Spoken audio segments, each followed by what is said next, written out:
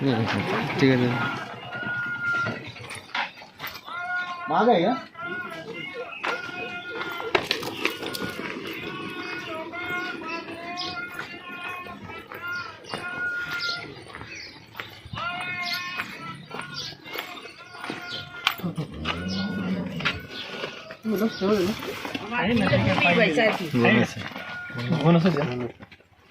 नरेंद्रला phone केला तर नाव काय? विकास नरेंद्रला फोन केला म्हणून काम राहिली मी त्याला फोटो काढून पाठवलं होतं. काही नव्हतं का आपण काय केलं? मारलं होतं का? नाही नाही काय बरं त्याच्यात बरोबर घालून जाईल का त्याच्यात? काढायचं काय याच्यामध्ये? कोंबडीसाठी बरं एक वणी घ्यायचं ना.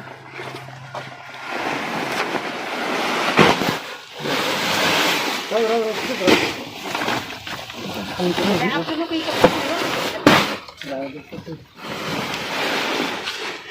कुठली बरं घालून जरा कुठली तर त्याच्यात गेलं तर नाही याच्यावर टाक. आपल्याकडे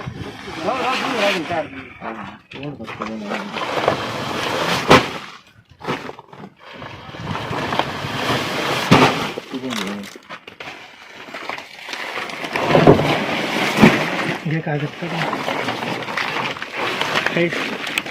जरा पुढचं खाली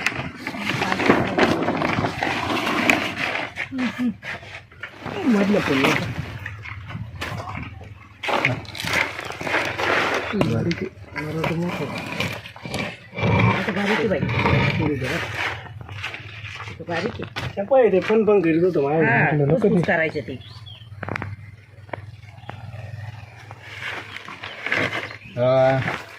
इथे आलो आपण विकास हासे यांच्या वस्तीवरती आलोय राजापूरजवळ चिखली रोडला. आणि थोड्या वेळापूर्वी त्यांनी कॉल केला होता की आमच्या राहत्या घराजवळ घोणस आहे. आणि त्यांनी दुसऱ्या कोणाला तरी सांगितलं होतं, फोटो पाठवून त्यांनी सांगितलं की घोणस आहे. आणि इथं आल्यानंतर कळतं आहे आपल्याला की घराच्या अगदी जवळ इथं कोंबड खत वगैरे ठेवलेले आहे. आणि त्याच्यामध्ये अगदी गव्हाणीसारखा भाग केला आहे, तर त्याच्यामध्ये तो घोणस आहे. छोटंसं पिल्लू आहे त्याचं. आणि कातीवरती आलेला हा साप आहे. कदाचित बऱ्याच दिवसांपासून हा घोणस या ठिकाणी असणार आहे.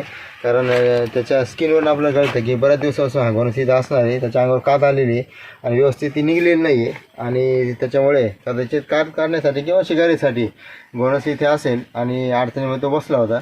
याला आपण सुरक्षित घेऊ ताब्यात आणि नंतर निसर्गाला सोडून देऊ. परंतु घोणस जर पाहिल्या तर त्याच्या अंगावरती तुम्हाला दिसत आहेत की शंकरपाळ्यांसारखे आकार असतात आणि अगदी स्पष्टपणे दिसतात ते शंकरपाळ्याचे आकार. हा भारतातला 4 नंबरचा विषारी साप आहे. याला रसल स्वायपर असं म्हटलं जातं. आणि विषारी सापांचं जे वैशिष्ट्य आहे, तोंडाकडे पाहिलं आपल्याला कळतं की विषारी सापांचा जो तोंडाकडचा भाग आहे, डोक्याकडचा आकार आहे, तो त्रिकोणाकृती असतो, ट्रँग्युलर हेड. याच्या तोंडाकडे पाहिलं आपल्याला ते स्पष्टपणे दिसतं. आणि शिटी वाजवणारा साप म्हणून देखील याला ओळखलं जातं. मात्र ते प्रत्येक वेळेस आवाज बाहेर टाकतील असं काही सांगता येत नाही. पण त्याला जर भीती वाटली तर मात्र ते आवाज टाकू शकतात. हा भारतातला जो 4 नंबरचा विषारी साप आहे, याचं जे विष आहे हे रक्तावरती परिणाम करणार आहे. परंतु असं जरी असलं तरी बऱ्याचशा औषधांमध्ये त्याचं विष वापरलं जातं. म्हणून असे विषारी जरी साप असतील तरी त्यांना कोणत्याही प्रकारे इजा होणार नाही याची काळजी घ्यावी लागते. त्याला आपण सुरक्षित घेऊ ताब्यात, नंतर पुन्हा निसर्गामध्ये सोडून देऊ. हे छोटंसं पिल्लू आहे आणि नमूद केल्याप्रमाणे शिकारीसाठी किंवा कात करण्यासाठी अशा अडचणीमध्ये कधी कधी ते येऊ शकतात. परंतु या सापाला मात्र हात लावण्याचा प्रयत्न जर कोणी केला अगदी वाचवण्यासाठी तरी मात्र ते कोणत्याही दिशेला उडी मारू शकतात. म्हणून या सापाच्या फार जवळ जाणं टाळायचं. आणि यांनी जर आवाज द्यायला सुरुवात केली तरी त्याच्याजवळ जायचं टाळायचं, कारण हे कोणत्याही दिशेला अगदी वेगाने उडी मारू शकतात. इथं किटचा आपण वापर करून त्याला अगदी सुरक्षितपणे ताब्यात घेऊ आणि नंतर निसर्गामध्ये पुन्हा सोडून देऊ. पण ज्या पद्धतीने तुम्ही पाहताय की घोणसाला कशा पद्धतीने रेस्क्यू केलं जात आहे किंवा ताब्यामध्ये घेतलं जात आहे, असं मात्र व्हिडिओ बघून कोणी या सापाच्या जवळ जाण्याचा, फोटो काढण्याचा किंवा त्याला पकडण्याचा प्रयत्न मात्र करायचा नाही.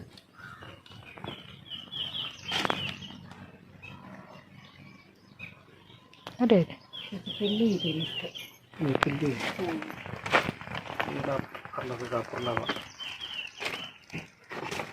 नागच तुम्हाला दिसतंय किटचा वापर करून याला आपण घेतोय सुरक्षित ताब्यात, नंतर निसर्गामध्ये सोडून त्याच्या कोणती लावून घेऊ.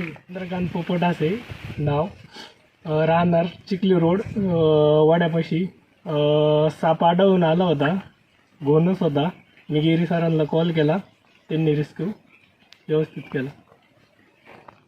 विकास हासे राजापूर यांच्या राहत्या घराजवळ जो आपल्याला घोणस सापडला होता, या घोणसला आपण त्याच्या नैसर्गिक अधिवासामध्ये या ठिकाणी सोडून देऊ.